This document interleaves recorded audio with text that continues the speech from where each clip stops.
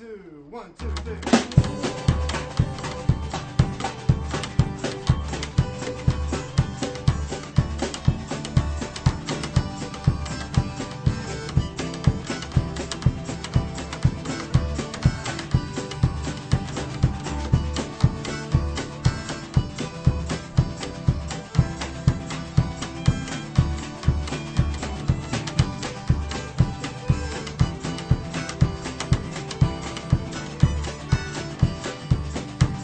Hello and welcome to Ithaca DSA Presents. I'm Teresa Alt. I'm here today with Ellen David Friedman, a union organizer, and Catherine Cernera, president of the Ithaca Teachers Association. So, Ellen, why don't you take the lead? Thanks, Teresa, and thanks for the invitation. Catherine, thank you for joining us today on this program. So the purpose of the program today is to offer listeners a glimpse of the Labor Notes Conference, which has just concluded a couple of weeks ago in Chicago. For people who are unfamiliar, Labor Notes is a media and education project that was started in about 1979 by a small group of students who were socialists who had come out of the anti-war student movement of the 1960s and 70s and decided that a very important project they could undertake would be the building of what we call a rank and file current in the US labor movement. And what that means is an idea of unionism which is bottom up rather than top down, an idea of unionism that is committed to union democracy, so that all the members of a union, which should be all the workers in a workplace, are constantly being invited in by the union's leadership to learn, to educate themselves about union issues, about workplace issues, or learning the skills of unionism, or being asked for their ideas and to take leadership in various functioning of the union, to debate, to have dialogue, to overcome differences, because there are a lot of differences, as we know, that come up regularly, but to learn the skills for that, right? A democratic practice. And the reason for this is not just because we love democracy, though we do love democracy. The reason for this is because this is actually where our unions get power. That unfortunately, the US labor movement has tilted for many years now, for many decades, has tilted in the direction of a kind of bureaucratic approach where you turn problems over to the lawyers or the staffs sit at the bargaining table or take care of grievances or go and lobby the politicians. And the members become disengaged. And sometimes when union members decide, oh, I would like to be involved in my union, I would like to have an opinion and to take on some union work, the door is closed on them. This is a very, very common problem in the labor movement. And so Labor Notes has been devoted for these many years to encouraging workers to start a union if they don't have one, and encouraging union members, if they think their union is not sufficiently democratic, to get involved and make it more democratic, which is why it's so fabulous to have Catherine on this program, because she has exemplified that. It has been beautiful to observe and see the changes that you have helped to bring about in the Ithaca Teachers Association. So just another word about the Labor Notes Conference, and then we'll begin asking you some questions, Catherine. So I am retired as an organizer. I've had the great honor and delight of serving as chair of the board of Labor Notes for about the last 10 years or so. We have been offering a national conference every 2 years since the early 1980s, and have seen in recent years, as the labor movement has been waking up, becoming more robust and more militant, this is reflected in the conference itself. So this year, we reached our maximum attendance of about 5,000 people. I don't know, almost 2 months before the conference. We had to close registration. And then we had to turn away another 5,000 people who wanted to attend, but for whom we didn't have room. Yeah. Wow. Right. So this is just an indication of this growing cohort of workers and union members of all sorts, Catherine, that you are really a part of, that you exemplify. And the other thing I should say about the Labor Notes Conference is that it draws directly from the rank and file, from union membership. So it is not a conference for high-ranking national officials. We don't invite politicians. We don't have a lot of academics. Labor academics come to learn, but they don't come to talk at us. So it's really a conference of and by and for working people. And then for officers like yourself, Catherine, who are committed to rank and file unionism. The final thing I'll say is that it cuts across every region and every sector and every union. There are steel workers and air flight attendants. There are media workers and journalists, baristas, manufacturing workers, auto workers.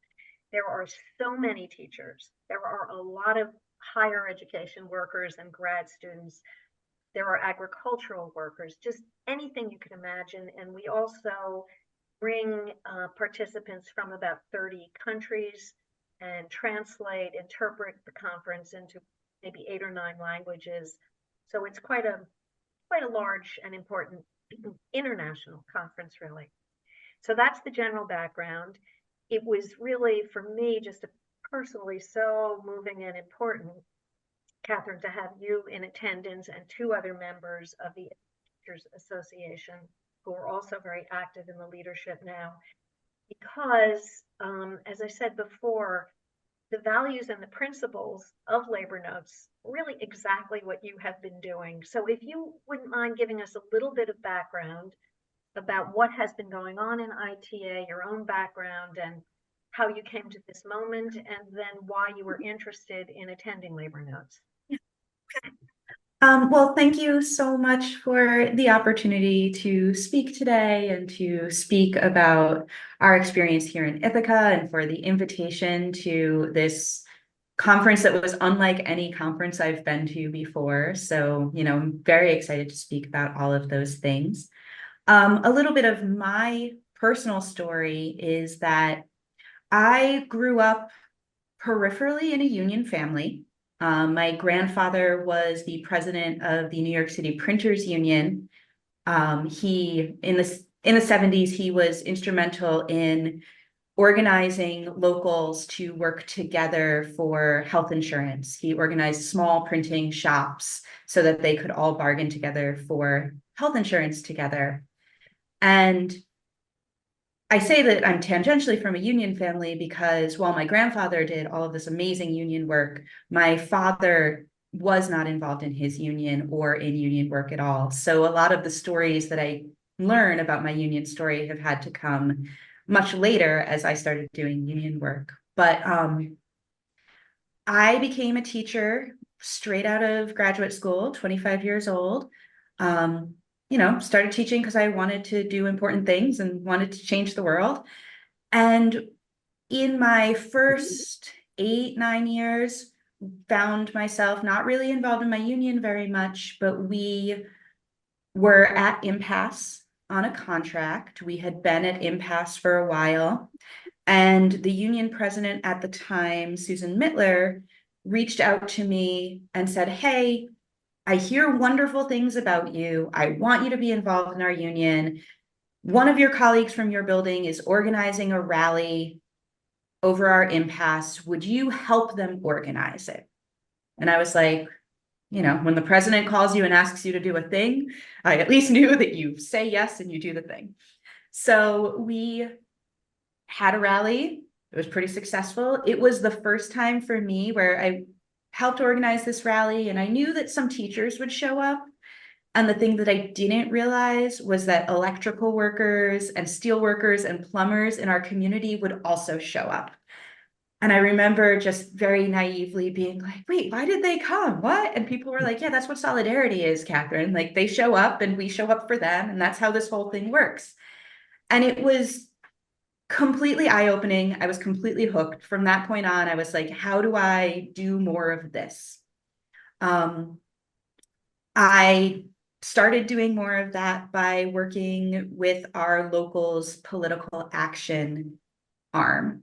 So I became the political action chair and started working on the project of how do we first raise money to do political action because our dues can't pay for political action. So how do we raise the money to do political action? How do we get ourselves to have kind of a place in our community as a political union? And we started doing that through school board and budget elections, which has been for the past 8 years has been a really big priority of the work that we've done in the Ithaca Teachers Association. From there, I became the vice president. Kind of, someone was asking me the other day when and how that happened, and I don't remember at this point. You know, we were talking about like, oh, was it after this person or after this person? I don't remember, but what I know is that for many, many years, I sat in a vice president role in the association. And I sat in this role before the pandemic, but also through the pandemic. And during the spring of 2020 and into the fall of 2021, doing union work and the way that we were doing union work in the ITA and the way that the world was changing really changed a lot for us. We had to navigate how do we do school in the midst of a global pandemic, which was incredibly challenging and required a different level of collaboration and working not only with members, but also with our with management on how are we going to do this. We also, you know, sat at home and watched George Floyd and saw the way that our community was changing and shifting, and the way that our district was changing and shifting, the way that our students and their families and our teachers were asking us all to do a better job, of taking care of people at all levels. And that to me, you know, really was something that I was listening to and trying in a really, really hard time to figure out the right way to do that, but also in a position where I did not have a great deal of autonomy to lead the work in that direction. So there's a lot that happened between then and now. A lot of really working to grow the ability for people to say, we want more, we want better. Creating, for the first time, creating true union values to organize our work behind, bringing those values to our members and saying, does this reflect who you are and who we want to be? This spring, in my new role as president, I took over in July of this year as president when our former president stepped down.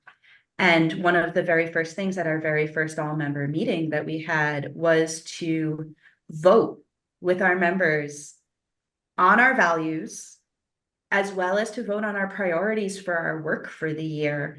And we introduced a voting procedure. We communicated voting items.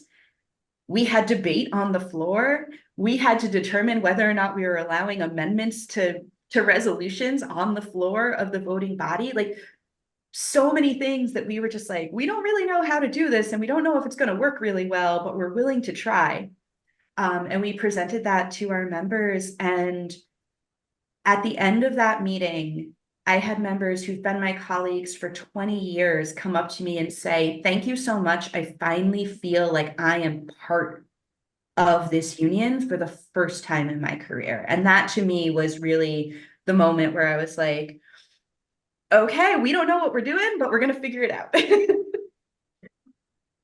that is the most beautiful manifestation of the values, you know, that have animated labor notes for these many, many years, and a beautiful living example of not only that this is possible, that this is not, like an unknown, mysterious thing no one can figure out, or you need to be some special expert to figure it out. You need to want to know what is it that is in people that is their most authentic yearning for a dignified life for themselves and others, a decent life for themselves and others.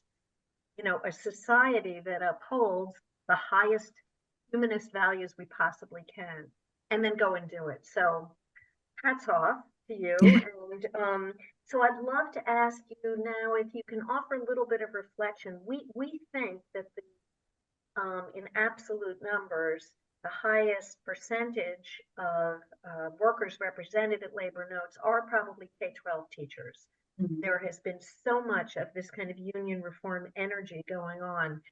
So I'm just curious if you would like to reflect a little bit on what you saw, what stood out to you, any particular examples that you thought were inspiring or instructive in that sector or in other sectors.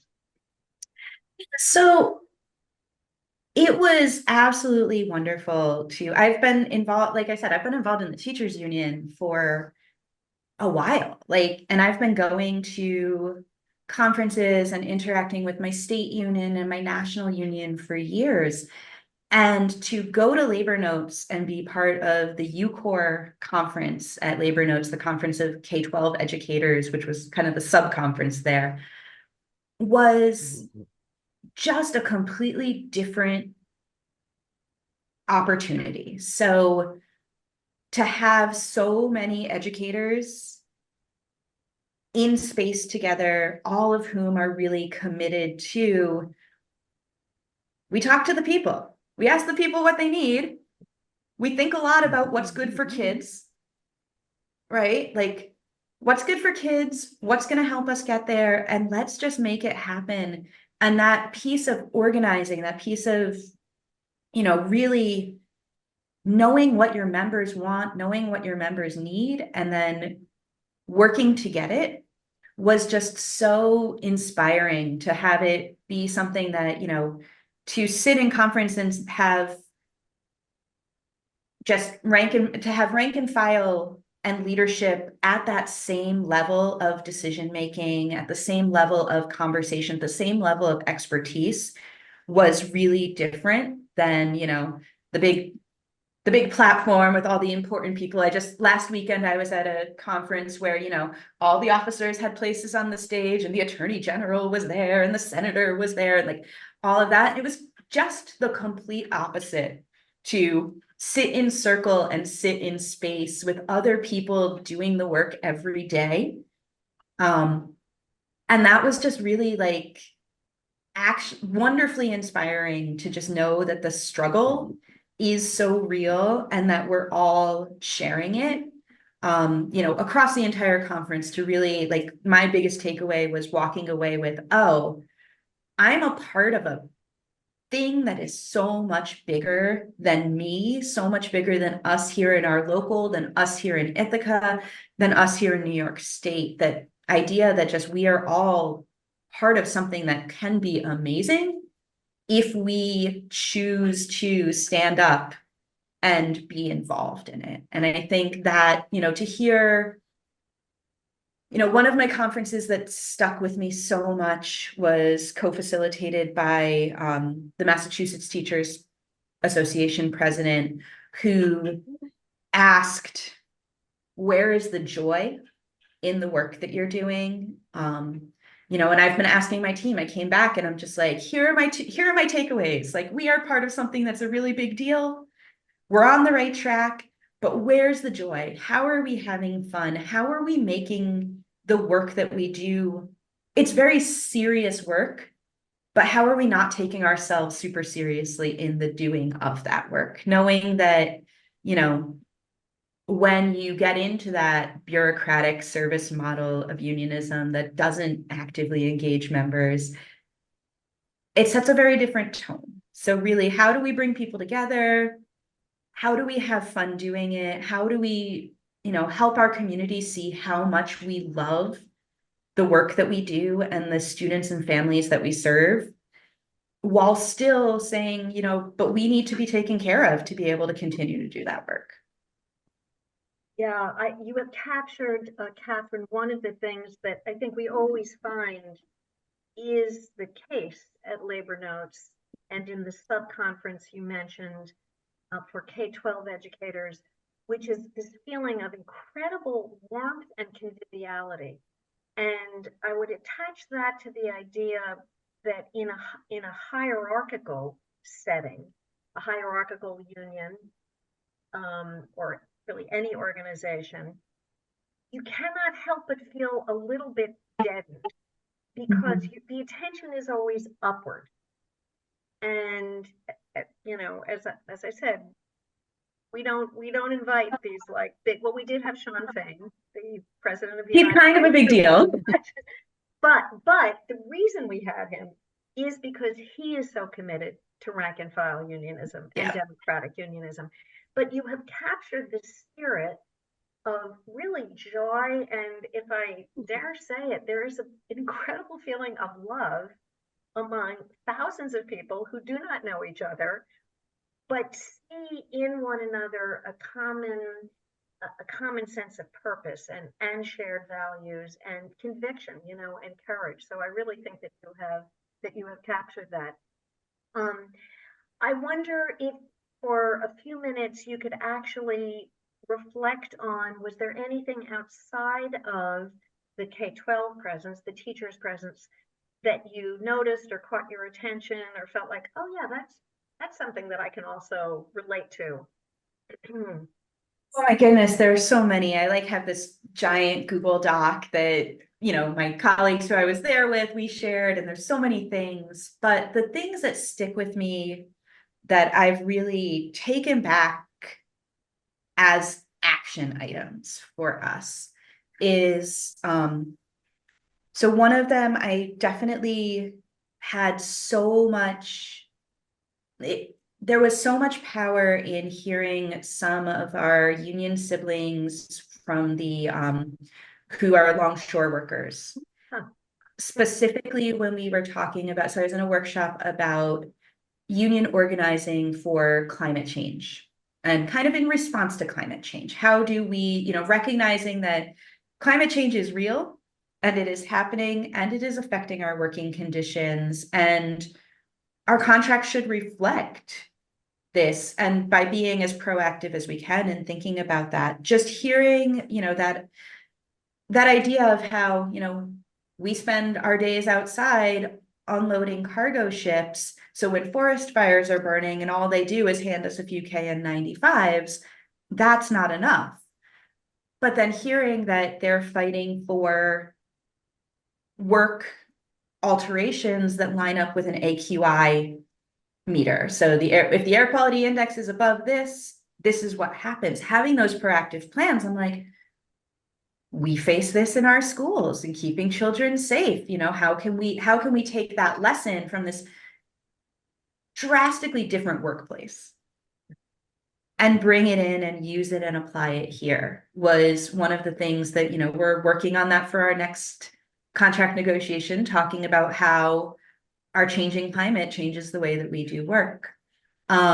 It was absolutely wonderful going back to that idea of joy and fun. There was a young woman who is organizing exotic dancers in LA, talking about some of their strike actions and their picket line actions that just really highlighted that idea of keeping up the morale of your people in a long fight by really building fun into what they did. I mean, some of their ideas for themed pickets and the ways that they did things were just so, obviously we're not taking the exact pages out of their playbook for a K-12 school, but that idea of make it fun, engage the people, do what we do best to highlight what we do was really important. And then, while we are talking about Sean Fain, in his keynote, he said something about how if I'm having a conversation that's not about organizing, I'm not using my time well. Oh. And since then, it's been like, sometimes organizing is not the first thing in the conversation because the conversation doesn't lead its way there. But when talking with members, if we're not talking about organizing, we're missing an opportunity. And that's, you mentioned that idea of the top up piece kind of deadening you. And I think that's a thing that this year I've learned so much more that, and I tell people it's sometimes hard for them to understand until we talk about it more. But I tell people, like, yes, you can tell me your problem and you can tell me what you would like to see happen. And I can march on over to the office and tell someone. But wouldn't it be so much better for you and your colleagues to be part of that conversation and to be able to tell your own stories, because your stories are what move people. And my retelling that you have an issue doesn't move people. It doesn't make change. And I'm just one person.